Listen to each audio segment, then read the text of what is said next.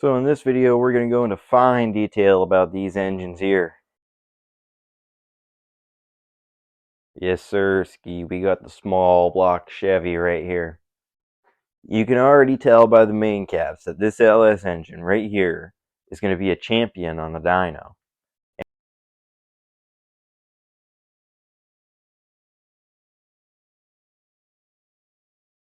In this video, we're going to be going over the pistons and the cylinder heads and a few more intricate details between the LS series and the small block series. The LS series has a few more power making features that are going to be a bit more beneficial to us down the road on the dyno. And no matter what we put it in, whether it's a G body or a Silverado pickup truck, classic truck, any of those options are going to rock with this engine regardless.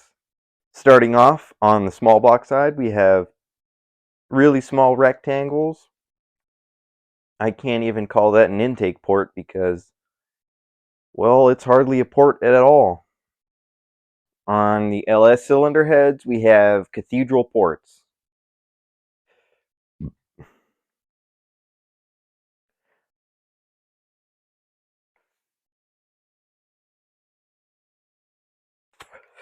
The LS series has way better flow.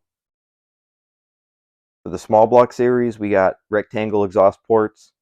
Again, the grouping is much different from the LS series. The LS series has even group spacing.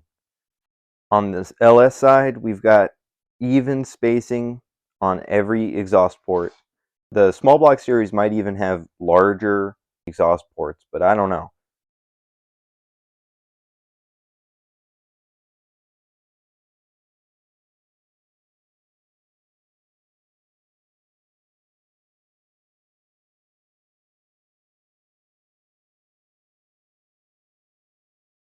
Don't be fooled by the size of the exhaust ports on the LS engine.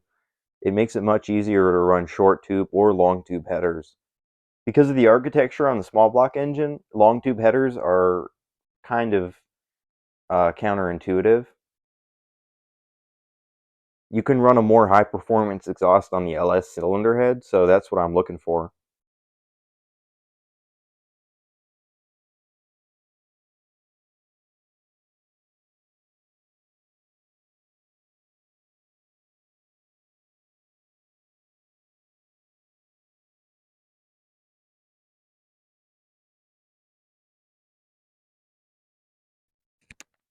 I just wanted to go over some things and show you a little bit more about the engine block. So right here you see this is my 305 small block, and you can see that the timing gear has a marking on it. So there's a marking on the cam gear that's supposed to align with the crankshaft. You see that dot just like the other dot. It makes sense because the cam gear and the crank gear both interact with each other using the timing chain. There's bearings just like the crankshaft. There's camshaft bearings, and those are located on the inside of the block. There's a special tool that you use for installing camshaft bearings, and I don't have that, but we're not going to use that. I'm not going to replace the camshaft bearings. The camshaft rides inside of those bearings, and so there's like 4 main bearings that hold the camshaft all in place. 5 actually.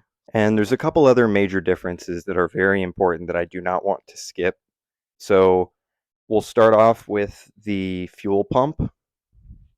This is the location for the fuel pump. The camshaft is going to get installed like this. This is what it would be like installing the camshaft. And there's 2 more things that you need to remember. There's fuel, there's air, and then there's timed ignition. And so, with the camshaft partially installed in the engine, there's 2 things I want you to see. These 3 bolts right here are what attaches the cam gear to the camshaft. You can see right here, this is the cam gear installed with the 3 bolts. Most of these you can see are lobes, camshaft lobes, because this is a camshaft. But you can see right at the very beginning here, there's one lobe that does not look like the rest, and I'm talking about this first lobe. It is not an oblong shape, it's more circular.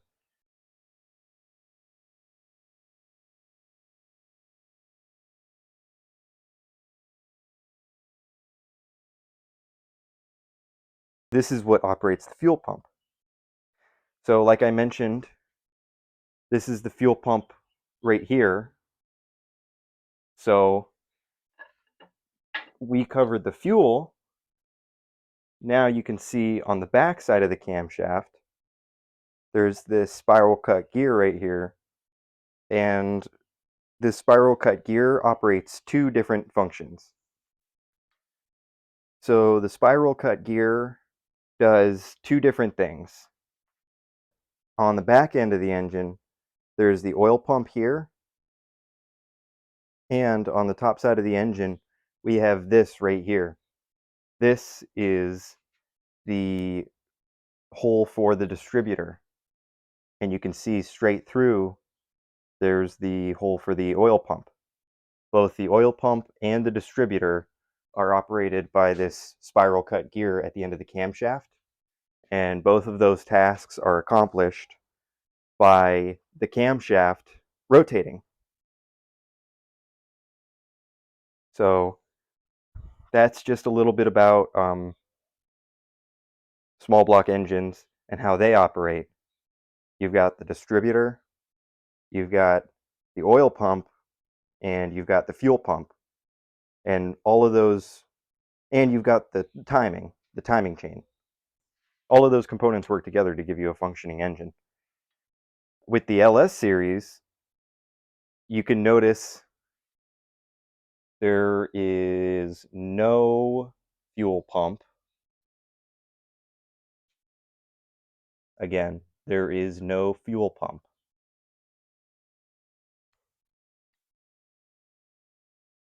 And there is no distributor.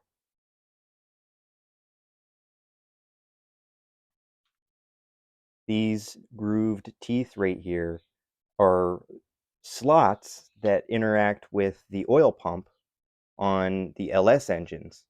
So the oil pump is driven off of the crankshaft in the front, not the camshaft. And there are a whole load of different sensors. Here is the crankshaft position sensor, and on the top here is the camshaft position sensor. All of these sensors tell you different things about what's going on inside of the engine. These are NOx sensors that you can see this engine doesn't have. No NOx sensors, no camshaft position sensor, no crankshaft position sensor. So that engine right there, that engine operates using sensors and data.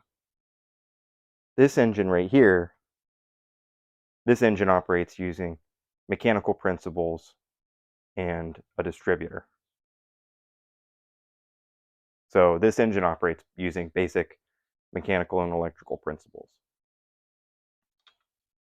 Right now, I just wanted to thank you for watching this video. If you made it all the way to the end, click the subscribe button and the like button. I had a lot of fun making this, and I really hope that you enjoyed it as much as I did. I know that the first episode was a little bit rushed, but I know I was covering a lot of information that all my viewers probably already know. If you learned something, then I'm glad that you paid attention, and maybe I was able to introduce you to something that you didn't know how it worked. These engines were used on a lot of vehicles, so you have a good likelihood of encountering one throughout your entire life. And if you learned something, then I hope you enjoyed it. In my next couple videos, I'm probably going to go over assembling these engines. I just wanted to show off this torque wrench that I have right here. I know it's a Craftsman, but I actually really like Craftsman tools, and it's a digital torque wrench. So I used it on the cylinder heads for my engine, and we're going to see how that turns out. If you like the video, hit the like button, and that lets me know that you guys like my content. And hopefully I'll see you in the next video, but if not, peace.